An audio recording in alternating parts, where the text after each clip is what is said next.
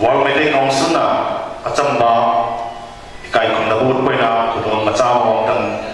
tam na bagi khudong sa balo jage ahan bada koi gi academic ki lamda education lamda adakta lauthokiba Assam Public Service Commission na lawba exam ki aduda koi gi mai tai rak tagi masak nai na ranking low bi koi gi chan ni je ni busu ai koi WMC ki mai kai tagi achamba khodol bi amam tam ki duna kai kan bu chan abi khodong sa lo jage am ta kok thok jage ke lamngan bi APS rank ta kundani throi super rank lo duna mai pala ki bani ma busu koi gi WMC ki mai kai tagi achamba kudol lamam tak biduna kai kon da wuchan abi kudong cha lo jage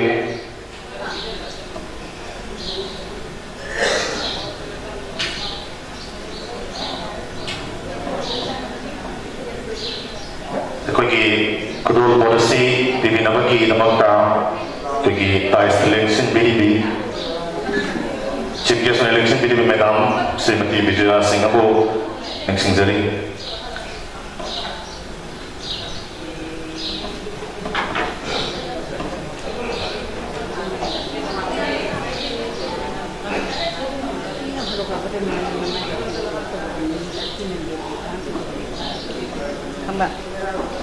Macam tu dia ambil. Position tu dia nak low. Jadi kami anak orang tua kami guna kalau kita bah jadi.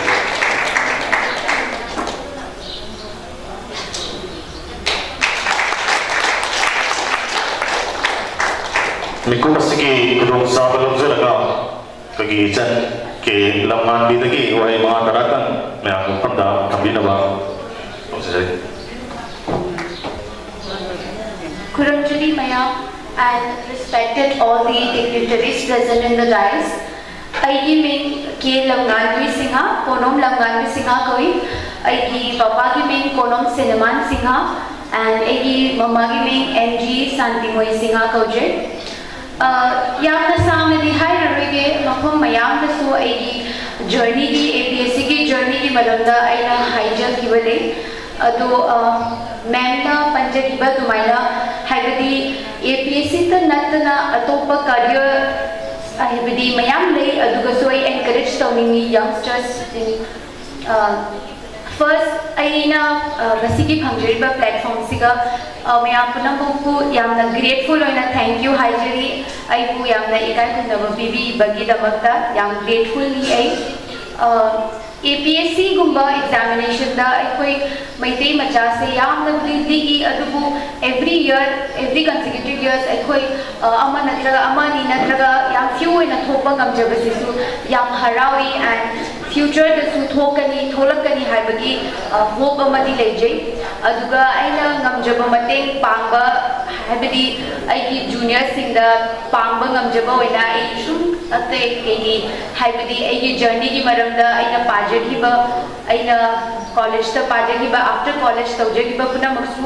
ai sum yengake kamaina ai atopa mi da su ai help toba ngamba gi lambi do ai sum yengake haina khanjari aduga haina da ai loisindage thank you matang asini ekoi gi andak lau khiba APSC exam adu 57 rank yang kai tren lauduna assistant account officer ki bang lobby ki be pagi che ha gadre chan ha gadra lesson bi renewal ali bi su posen jari ma ki matham da WMC ki mai kai de so atamba kudol matam pina kai bu sa bi kudum sa lo jage bana se bi na ke tamakta pagi masigi dai selection bi ba guest of honor election ba Dr. Y Kishore Singha Sarda asigi kudol policy bibi nami kudol sa do bizet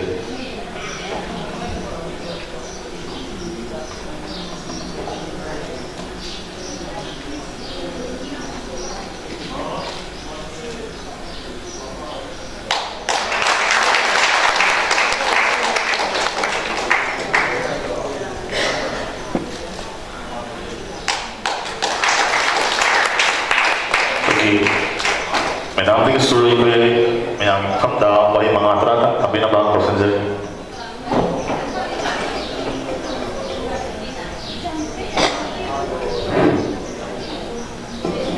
Good afternoon, everyone. Ahmed मिफम President Oibiribi Madam, Loinana Ikai Kumnabara Tiksharama, Dice the Links in Bidiba, was a sing Amasung Madam Singh, Hanaki PSC exam, the APS when a color Krabi, Aidinamuki, Kilamangi, Amasung, in Bidiba Miam, Punamapu, Ikomana Kurumzeri. Loinana Nashiki Numinasi and Kiamna Numaraba Numirama Subayare, Maramdi, I hope Punyabati ME School Taxi, Nashiki Numisida, I Loinana, I School Tablibi, I Shatima, Shimran Devi, Magic Police Station, where was there, Shatina Halao. APSC journey Simatang, I so I am by interview Karina Heidi, welcome me, Mama Tamja. Duga Nashiki organization Sigi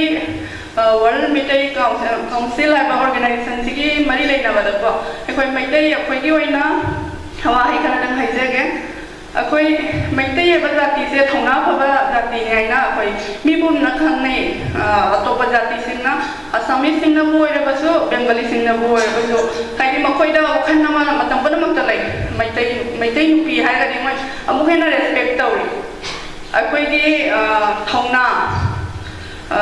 mamang nupilan hai si jo akwai meitai nupi ki thongna se akwai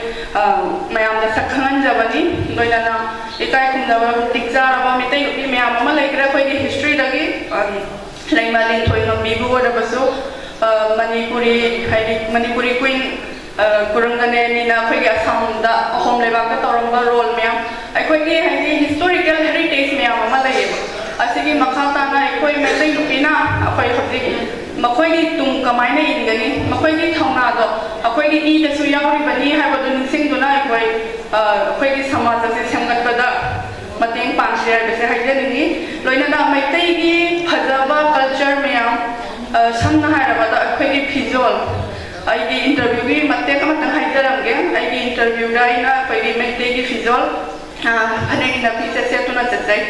Numit atuda ayamba interview pula pasing to Samis nupi oiba Bengali nupi oiba pa makoi di mekla sadar na traga sari selaki makoi matungda aina hani fifth number dai sanjabani aduga makoi no omatamda aise mayam dagi top ma oina uramba yai haidi akoi ki dress to khenaba maramna aduna ai hek tangi bada makoi nai goda hanai is that your traditional attire haina I so I did Makoina Dohana, but I know I don't know. Yes, sir. I say, Koi Maitaki, a traditional pin, and I come day when I am Nucina. It's very beautiful. When I am Nucina, I did Atuka, I want the Kari Maminkawi, I said, in a Panenkawi, in Jerisina in a Pikawi. I am my interview, Zambada, Makoina, Hana Zanhalaga, Pamu and a Pamalaga interview. I did interview how I did my Mokoi, I did Fizolo, but I Pamu have a way I did Nixama phone that was like Wanamatong, the warring hat, Matona mine. Oh, sorry, please take your shit. And I would I shit of the Miraika. And the sorry of the so I did first impression is the last impression. I have a minor I did interview. Siva media Amada, Kushan